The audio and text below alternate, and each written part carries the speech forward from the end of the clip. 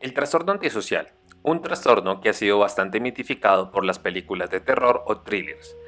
Hoy, en nuestro podcast hablaremos de qué es el trastorno antisocial, sus definiciones, orígenes y conceptos. Bienvenidos.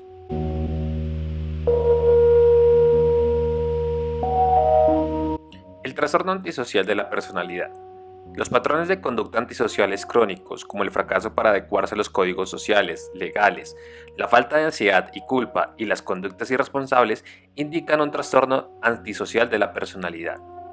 Es importante aclarar que tendrá un mínimo de las características asociadas con este trastorno. Los afectados muestran poca culpa por lo que hacen mal, es decir, mentir, usar a otras personas y actos de agresividad sexuales. Sus reacciones con otros son superficiales e involucran poca lealtad. La descripción clásica de Keklik de 1976 incluye las siguientes características del trastorno antisocial. Primero, encanto superficial y gran inteligencia. Segundo, emociones superficiales y falta de empatía, culpa o remordimiento. Tercero, conductas que indican poco plan de vida u orden. Cuarto, fracaso para entender las experiencias y la falta de ansiedad. 5. Desconfianza y falta de sinceridad y falsedad. Algunas de estas características son evidentes. Por ejemplo, sentir culpa por sus acciones o manipular la ley o su familia son características que llegan a presentar en algunos jóvenes. De hecho, estar bastante orgulloso de su habilidad para seducir, evitar la responsabilidad también frente a un robo de coche puede estar relacionado. Los criterios del DSM para el trastorno difirieron algo con lo que se plantea por Keklik, que en varios casos se hace bajo observaciones clínicas. Un ejemplo de lo anterior. Los criterios del DSM incluyen la falta de ansiedad, las emociones superficiales, el fracaso para aprender las experiencias pasadas y el encanto superficial. Se incluye una historia previa a los 15 años de fracaso para adecuarse a las normas sociales con respecto a las normas legales, irritabilidad, impulsividad y falta de remordimiento y engaño puede estar dentro del trastorno. Para que se haga el diagnóstico del individuo deberá tener menos de 18 años. Los criterios del DSM, sin embargo, fallan en la transmisión del sentido conceptual del trastorno, que se resume con claridad en la descripción de Keklik. Algunas investigaciones sugieren que la psicopatía está compuesta por 3 factores: estilo personal, arrogante y engañoso, experiencia afectiva deficiente y la conducta impulsiva e irresponsable. La distinción entre el concepto Keklik y los criterios del DSM es importante, porque el uso de este no captura totalmente el aspecto de la personalidad o la construcción subyacente del trastorno. Ya que se exageran las manifestaciones conductuales y delincuencia, los criterios del DSM pueden hacer que un diagnóstico sea mucho más fácil y más factible, pero tal vez se capturen en esencia del trastorno. Entonces, es posible que la conceptualización de Keklik y la investigación de la psicopatía enfaticen los componentes de la personalidad que la descripción del trastorno antisocial de la personalidad no se hace en el DSM-4. Las conductas antisociales pueden surgir de una multitud de causas, de las cuales la patología de la personalidad es solo una. Además, solo una minoría de pacientes con trastorno antisocial de la personalidad llegan a tener una psicopatía severa. En Estados Unidos, la incidencia del trastorno antisocial de personalidad se escatima en 2.0 a 3.6% total y las tasas difieren en géneros, donde se presenta más en hombres que en mujeres con este trastorno. Escatimaciones totales varían de un estudio a otro y, sin embargo, quizás se deban a diferentes muestras, diagnósticos y procedimientos metodológicos. Este trastorno es mucho más frecuente en ambientes urbanos que rurales y en grupos socioeconómicos más bajos que altos. Las tasas de trastorno antisocial de la personalidad parecen ser comparables entre caucásicos, afroamericanos y latinoamericanos, aunque estudios de Reino Unido sugieren que las tasas más bajas se encuentran en poblaciones afrocaribeñas que en Caucásico. Aunque los afroamericanos tuvieron una tasa más alta de encarcelamiento por delitos, su tasa de trastorno antisocial de la personalidad es igual o menor al resto de la población. Los patrones de conducta asociados con el trastorno de la personalidad antisocial son diferentes de las conductas que incluyen la protesta social o el estilo de vida criminal. Las personas que participan en la desobediencia civil o violan las convenciones de la sociedad o sus leyes como una forma de protesta no tienen por regla personalidades antisociales. Tales manifestaciones pueden ser culpables de entablar relaciones interpersonales significativas y sentir culpa. Pueden percibir las reglas de las violaciones y normas como actos que se efectúan para un bien mayor y similarmente incurrirán en la delincuencia como un acto criminal que no es necesario una condición suficiente para diagnosticar el trastorno antisocial. Aunque se han encontrado que muchos delincuentes convictos tienen características antisociales, muchos otros no las tengan. Quizás provengan de una subcultura que anime y refuerce la actividad delictiva y así perpetrar tales actos. Se hieren las costumbres y los códigos de conducta de grupo. Como se menciona antes, los criterios del DSM enfatizan la criminalidad, pero lo apropiado de este énfasis se llega a cuestionar. Los individuos con personalidades antisociales son una población difícil de estudiar porque no buscan tratamiento por su voluntad. Solo 1 de cada 7 discutirá alguna vez sus problemas con un médico o un profesional, y los problemas recurrentes son la razón de la participación en el tratamiento. Consecuentemente, los investigadores a menudo buscan voluntarios de investigaciones en las poblaciones de prisiones que se piensan hospedar en una propia estancia de psicópatas.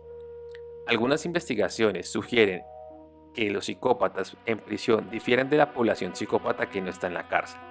Aunque comparten similitudes, las personalidades antisociales en la comunidad general tienen altos niveles de educación y aunque a menudo son arrestados, pocas veces se condenan por los delitos. Investigaciones de Mafford y Mafford de 1964, siendo pioneras, señalaron que la conducta delictiva no puede identificarse con la psicopatía. El comportamiento antisocial ha sido frecuentemente considerado como una de sus características esenciales. La psicopatía se ha asociado fundamentalmente con la conducta antisocial de carácter violento y persistentes. Sin embargo, diversos estudios confirman que los psicópatas definidos por altas puntuación en la prueba PSLR muestran mayor incidencia en los delitos violentos que los no psicópatas, y mayores incidencias en la violencia institucional e instrumental, y realizaron un seguimiento de 10 años de delincuentes deliberados de un hospital psiquiátrico y comprobaron que los psicópatas exhibían mayores tasas de omisión de delitos tras la deliberación. La psicopatía también ha sido consistente y asociada con la frecuencia y variedad de la conducta delictiva. En investigaciones de Croft, utilizando la prueba psicopatía de Hare (PSL) a 237 internos de una prisión que fueron liberados bajo supervisión y seguidos por una media de 40 meses, la probabilidad de reincidencia para el grupo de psicópatas fue muy superior a la de no psicópatas. Numerosos estudios longitudinales con delincuentes avalan que el poder de la psicopatía en la predicción de la reincidencia. Por otro lado, la PSL por sí sola es uno de los mejores instrumentos predictores de la persistencia de la conducta antisocial al incrementar sustancialmente la varianza y explicada una vez la historia de previsión y comisión de crímenes violentos. Estos mismos autores agregan que encontraron que el factor 2 de dicha escala predice mejor la reincidencia.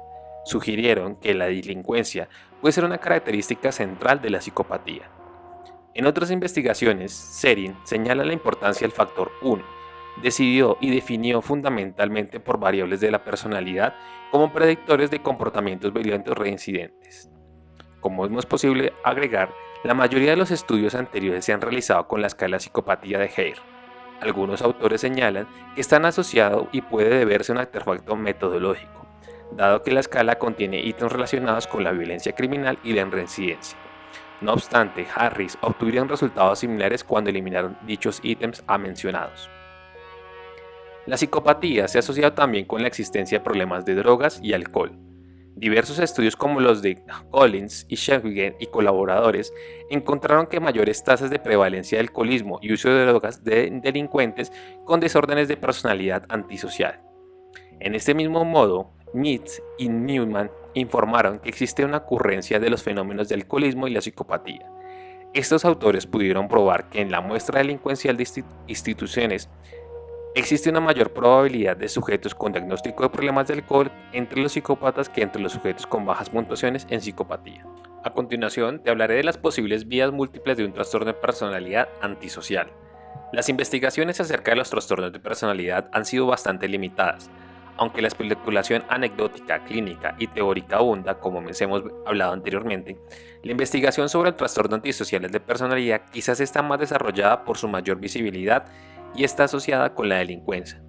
Entonces, para darle una visión más rápida y una apreciación más de los estudios, vamos a proponerte para los trastornos de personalidad hablar del análisis etiológico del trastorno. Usando un modelo vamos a explicarte cada una de las dimensiones. A continuación, te voy a hablar de la dimensión biológica. Se efectúa una cantidad extraordinaria de investigación para tratar de descubrir las bases biológicas del trastorno antisocial de personalidad. De hecho, investigaciones anteriores se concentraban principalmente en usar la genética, las anormalidades del sistema nervioso y las anormalidades del sistema nervioso autónomo para explicar este trastorno. Al hablar de la influencia genética, a través de la historia muchas personas han especulado de algunos individuos que nacen para ser un infierno. No es raro para los observadores casuales asegurar que los antisociales, delincuentes y sociópatas parecen tener un temperamento innato hacia la agresividad, la sensación de búsqueda, la impulsividad y un desagrado por otros. Es decir, probar estas especulaciones debido a los problemas que hay que distinguir entre las influencias del ambiente y la heredabilidad de la conducta. Por ejemplo, en el trastorno antisocial de personalidad es 5 veces más común entre los parientes biológicos de primer grado de los primeros hombres con trastorno antisocial de personalidad y 10 veces más común entre parientes biológicos de primer grado con mujeres de trastorno antisocial de personalidad. Una pregunta que se ha hecho siempre durante todo este estudio genético es: ¿se debe a la herencia o por el ambiente? El apoyo de la primera se encuentra en los estudios que comparan las tasas de concordancias en gemelos idénticos o también conocidos como los monocigóticos, con los gemelos fraternales o disigóticos. En los primeros casos, los monocigóticos comparten exactamente los mismos genes, mientras que los disigóticos no son más parecidos que en el aspecto genético que debe haber entre dos hermanos. La mayoría de los estudios muestran que los gemelos monocigóticos tienen una tasa más alta de concordancia que los gemelos monodisigóticos para tendencias antisociales, delincuencia y criminalidad. Investigaciones como las de Moffitt del 2003 agregan que los adoptados que fueron separados de sus padres biológicos que tenían trastorno antisocial de personalidad y que fueron criados por padres sin trastorno antisocial de personalidad aún exhiben altas tasas de características antisociales. Aunque en este grupo de evidencias parece mostrar un patrón causal de fuerte, debe ser examinado con cuidado por varias razones. Primero, muchos de los estudios fracasan en distinguir claramente entre las personalidades antisociales y los delincuentes, como hemos mencionado anteriormente. Pueden tomar participantes para la investigación de solo poblaciones delincuenciales, y las muestras realmente representativas de personas de trastorno de personalidad deben ser investigadas. Segunda limitación. La evidencia que apoya las bases genéticas para las tendencias antisociales no excluye el ambiente como factor. La personalidad antisocial, sin embargo, causa algunas influencias o es causada por algunas influencias ambientales además de las genéticas.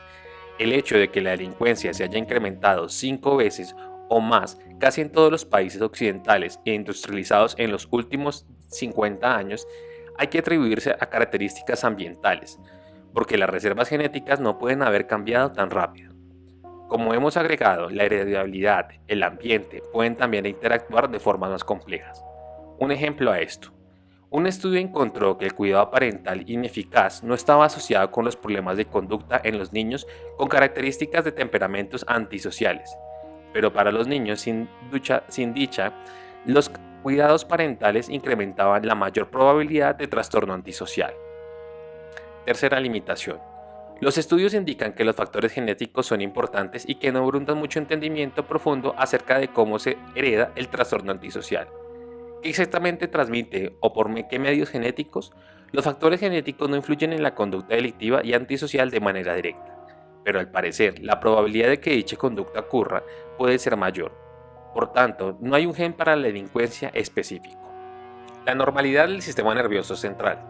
Algunos investigadores sugieren que los adultos con personalidades antisociales tienen actividades de ondas cerebrales anormales, similar a los niños pequeños. Quizás esas anormalidades indican patología cerebral, en especial en los lóbulos frontales. Es importante agregar que estas regiones son conocidas por llevar a cabo el procesamiento de las emociones. Dicha patología podría inhibir la capacidad de las personas con trastorno antisocial de personalidad para aprender cómo evitar el castigo y poder volverlos a colocarlos incapaces de aprender de la experiencia. Esta explicación es plausible, pero simplemente no hay evidencia científica para apoyar su aceptación. Muchas personas diagnosticadas con trastorno antisocial de personalidad no muestran normalidades en la actividad de estas regiones del cerebro. Además, los electroencefalogramas es un aparato diagnóstico impreciso y la actividad de la onda cerebral anormal en la gente con personalidad antisocial puede estar relacionada con la conducta perturbada en lugar de causarla. Anormalidad del sistema nervioso autónomo. Otra investigación reciente señala que el sistema nervioso autónomo interviene en las características prominentes del trastorno de ansiedad de personalidad, la incapacidad para aprender de la experiencia, la falta de ansiedad y la tendencia a llevar a cabo conductas de búsqueda de emoción. Es posible identificar dos líneas de investigación, ambas basadas en la suposición de que las personas con trastorno de ansiedad personalidad tienen deficiencias o anormalidades en el sistema nervioso autónomo. La primera argumenta que las anormalidades del sistema nervioso autónomo hacen que las personalidades antisociales sean menos susceptibles a la ansiedad y por lo tanto menos propensas a aprender de sus experiencias en situaciones en las que hay estímulos aversivos o castigo. La segunda explicación sugiere que las anormalidades del sistema nervioso autónomo podrían mantener emocionalmente deprimidas a las personas antisociales. Para alcanzar un nivel óptimo de excitación o evitar el aburrimiento, los individuos sin estimulación podrán buscar una emoción y estímulos y fracasar para adecuarse a los estándares convencionales de la conducta. Las dos premisas, falta de ansiedad y baja estimulación, pueden por supuesto estar relacionadas porque la baja estimulación podría incluir ansiedad poco estimulada. La predisposición genética a no sentir miedo o falta de ansiedad. Las investigaciones de Liken en 1982 sostenían a que debido a la predisposición genética, los niveles faltas de miedo de las personas variaban en persona a persona. El trastorno antisocial de personalidad se desarrolla por falta de miedo o por bajos niveles de ansiedad. Las personas que tienen niveles de miedo evitan los riesgos, el estrés y la estimulación fuerte. Las personas que relativamente no tienen buscan emociones y aventuras. La falta de miedo está asociada con los héroes, como aquellos que se arriesgan para participar en acciones militares peligrosas o quienes se arriesgan la vida para salvar a otros, y los individuos con personalidades antisociales, que pueden involucrarse en actividades delictivas riesgosas, violar normas o reglas impulsivamente. El estudio clásico de Lincoln de 1957 sugiere que como los psicópatas no se condicionan en estímulos aversivos de manera fácil, como que lo hacen como aquellos que no son psicópatas, fracasan en la adquisición de conductas de evitación y experiencias, poca ansiedad anticipatoria y en consecuencia tienen menores inhibiciones para la conducta antisocial.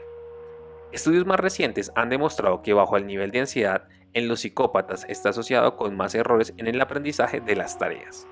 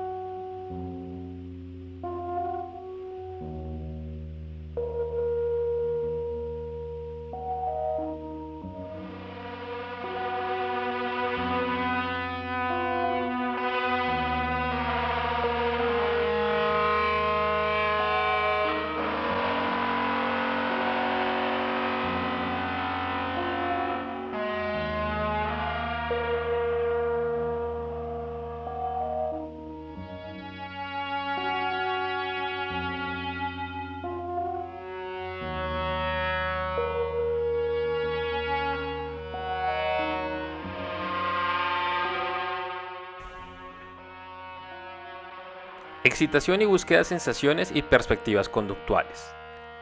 Estudios de Liken y otros autores sugieren que los individuos con trastorno antisocial de personalidad pueden tener deficiencias en el aprendizaje por su bajo nivel de ansiedad.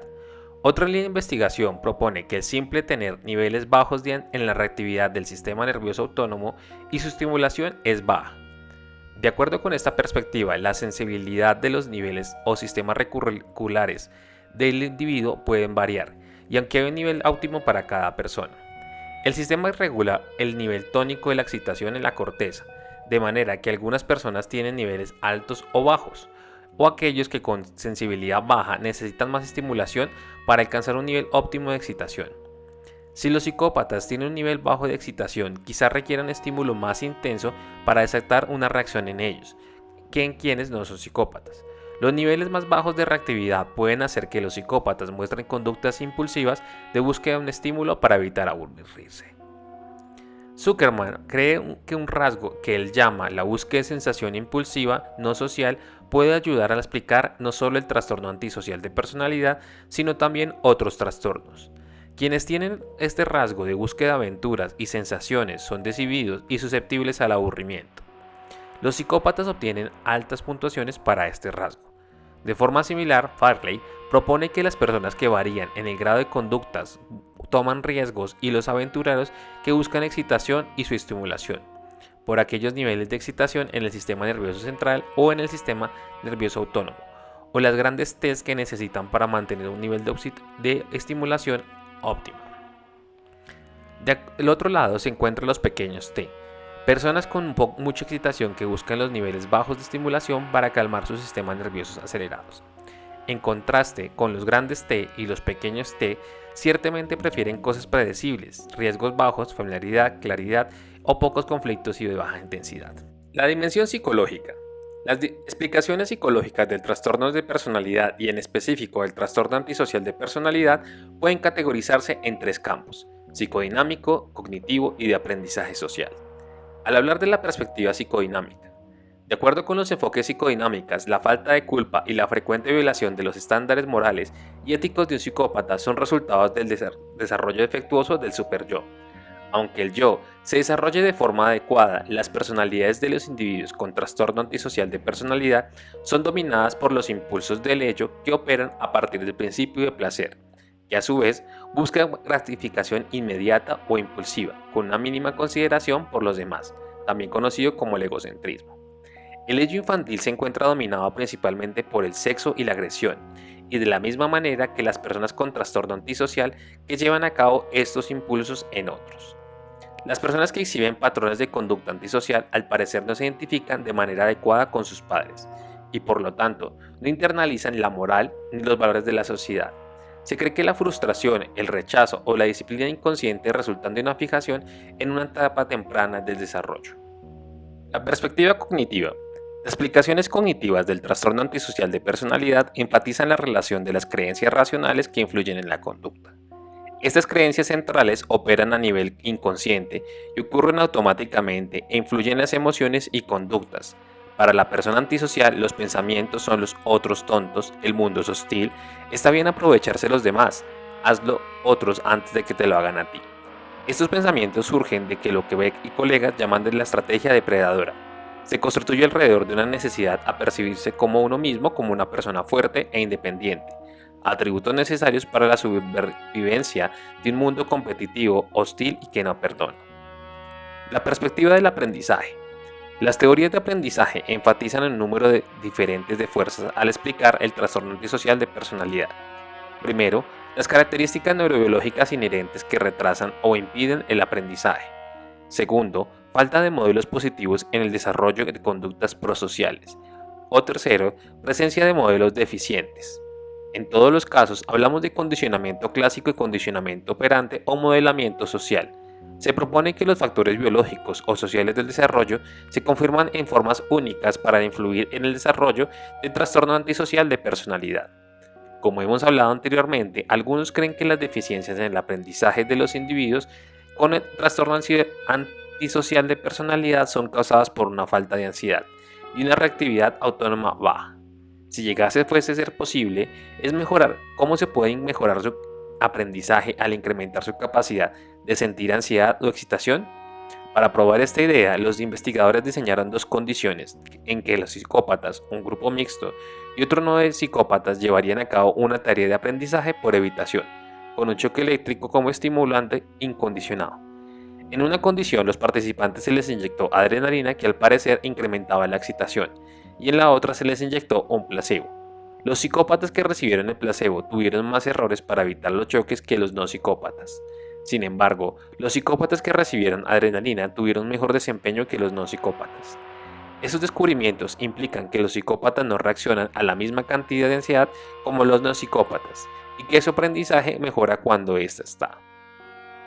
El tipo de castigo que usa en el aprendizaje por evitación es también considerado importante en la evaluación de las deficiencias de una persona psicópata. Mientras los psicópatas pueden carecer o mostrar déficit en aprendizajes cuando enfrentan castigos, electrochoques o sociales retroalimentación, aprenden también como los no psicópatas cuando el castigo es una pérdida monetaria. La certeza del castigo también puede influir en la respuesta al castigo que ellos con trastornos antisocial llegan a poseer.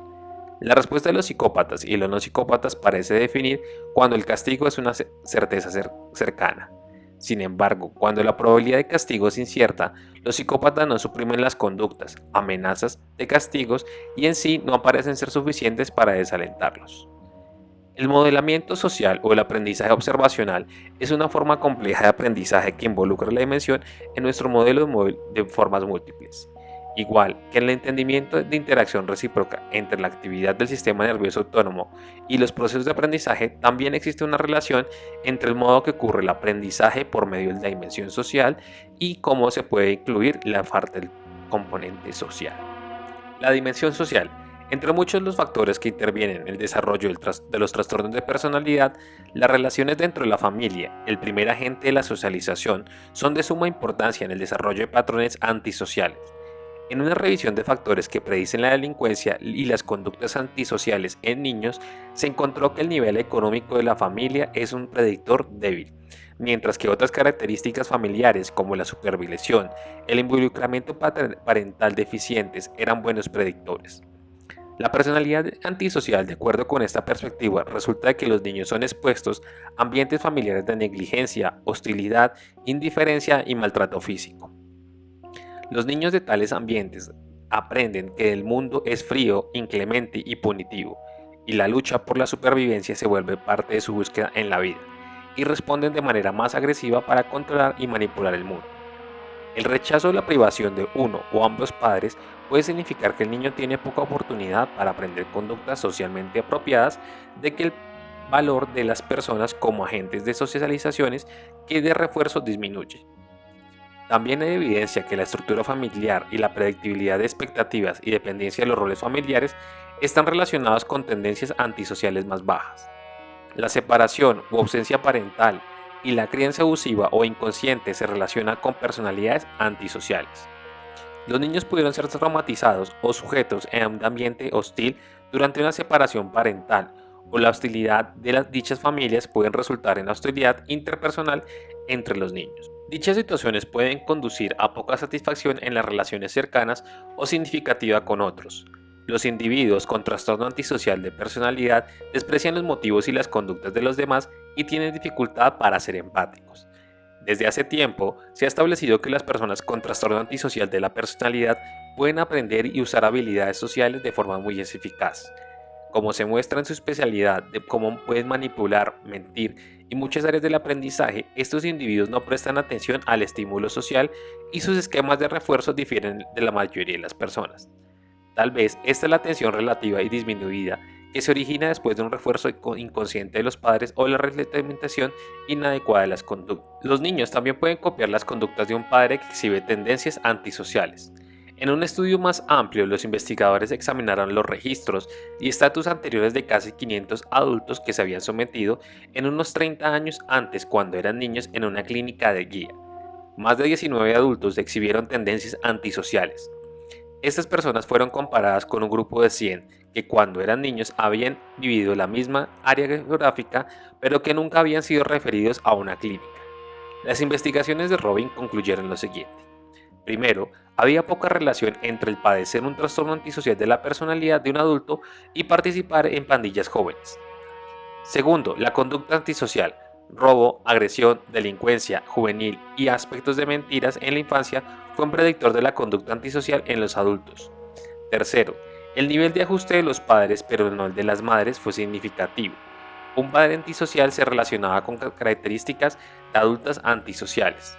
Cuarto, crecer en un hogar con un solo padre, pero no se relacionaba con psicopatía.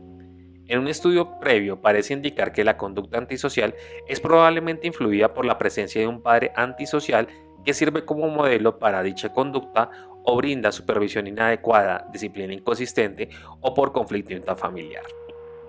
La influencia del padre en las conductas antisociales de los niños puede ser el resultado del entrenamiento tradicional de los roles de géneros.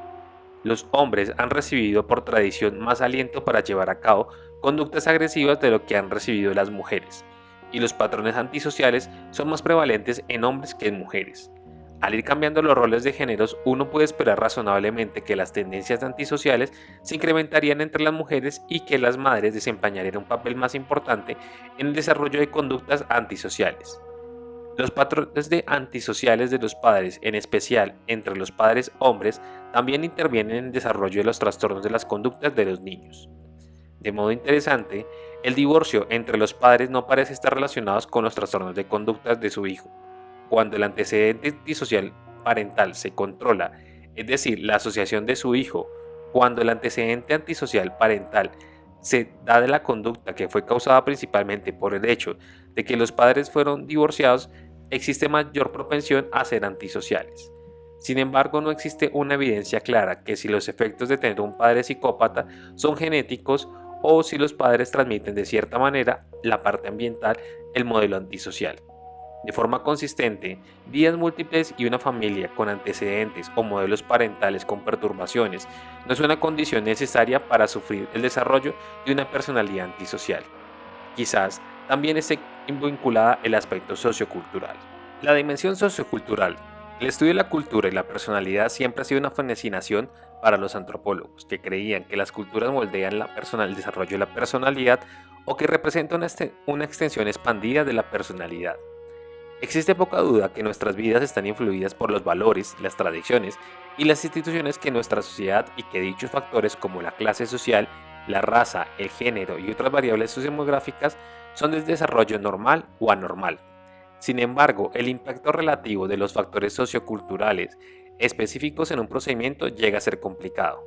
Ya hemos hablado que la clase socioeconómica es un predictor débil de la delincuencia y el trastorno antisocial de personalidad, pero el género y los valores culturales llegan a ser mayores. Quizás estos llegan a tener mayor impacto. Al hablar del género, como los hombres son más propensos a exhibir trastornos de conductas y el trastorno antisocial de personalidad que las mujeres, hay una gran posibilidad que existan diferentes caminos al desarrollo a lo largo de las líneas del género. Un ejemplo puede ser, aunque el conflicto parental y la falta de armonía estén usualmente implicados en el desarrollo de trastornos antisociales de personalidad, los estudios sugieren que no predicen la conducta antisocial en hombres, pero sí en mujeres. Es más, la forma específica de la expresión trastorno antisocial personalidad parece estar más influida por el género también. Se ha encontrado que los hombres exhibieron problemas de trabajo, violencia y ofensas en el tráfico, mientras que las mujeres mencionaron más problemas en la relación, en el tráfico y de violencia. Debido a que el rol de sexo de la mujer enfatiza menos asertividad y más orientación enfocada en la gente, se ha acuñado el término de agresión relacional para describir la conducta de las mujeres con trastorno antisocial de personalidad, mientras que se cree que los hombres se involucran en conductas directas, acting out, o también conocido como agresión física. Las mujeres se expresan por medio de más indirectos o pasivos, esparcir rumores o chismes falsos y rechazar a otras personas en sus grupos sociales. Sin embargo, las diferencias de los roles de género se han estrechado y las conductas antisociales de las mujeres se han vuelto más progresivamente similar a la de los hombres. Los valores culturales. Nacer y crecer en Estados Unidos es estar expuesto a estándares de creencia y valores de la sociedad de este país. Un valor dominante de este país es un fuerte individualismo, que se compone de dos suposiciones. El primero, el funcionamiento sano y equiparado con individuos e independencia. Y el segundo, las personas pueden y deberían dirigir y controlar sus propias vidas y el universo. La rivalidad, la competencia y la capacidad para manipular el ambiente son considerados caminos al éxito. Los logros se miden al sobrepasar el esfuerzo de otros. En el extremo, la orientación psicológica puede alimentar la conducta agresiva y violenta de los antisociales. En otras sociedades, como lo puede ser en algunos países asiáticos, poseen valores y creencias que a menudo están en desacuerdo con los valores individuales. Se valora el colectivismo y la interdependencia. Lo importante está en el grupo y no en el autodesarrollo, y se prefiere estar la desarmonía con el universo en lugar de controlarlo. Algunos han observado que la conducta antisocial, la delincuencia y la violencia ocurre menos en Japón y China que en países como Estados Unidos, debido a que las orientaciones colectivistas de estos países en los que se aprecia la armonía y la relación con otros. Dichos descubrimientos también parecen estar presentes entre asiatoamericanos e hispanoamericanos en Estados Unidos, pues que los valores de los asiáticos tradicionales, por ejemplo, enfatizan la armonía, la sutileza y el control de sentimientos internos. Los usuarios o los asiatoamericanos que buscan terapia son más propensos que sus contrapartes euroamericanos a exhibir trastornos de acting out, expresión abierta, enojo, agresión física, hostilidad verbal, consumo de sustancias y consumos delictivos. Por lo tanto, es claro que la dimensión sociocultural es un determinante poderoso en la etiología y la manifestación de los trastornos antisociales de personalidad. Hemos llegado al final de nuestro podcast. Te agradecemos que te hayas tomado todo el tiempo completo para escucharlo. No olvides dejar tus comentarios, son de vital importancia para seguir mejorando nuestros contenidos día a día. También activa la campanilla para recibir las notificaciones cuando creemos un nuevo contenido. Puedes seguirnos en nuestras redes sociales como son Facebook, Twitter, LinkedIn e Instagram, donde publicaremos diferentes contenidos para ti. Nos veremos en una próxima ocasión. Hasta pronto.